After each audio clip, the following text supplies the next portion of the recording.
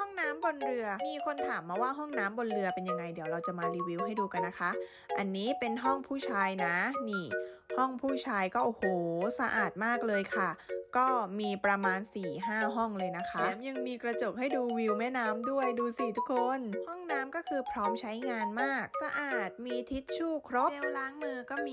มีแอร์ด้วยนะเย็นสบายฉ่ำมากห้องน้ำผู้ชายเสร็จแล้วงั้นมาดูฝั่งของผู้หญิงกันบ้างนะคะจริงๆก็ไม่ต่างกันเท่าไหร่ค่ะห้องน้ำผู้หญิงกับผู้ชายก็คือคล้ายๆกันเลยก็มีอ่างล้างหน้ามีกระจกนะคะ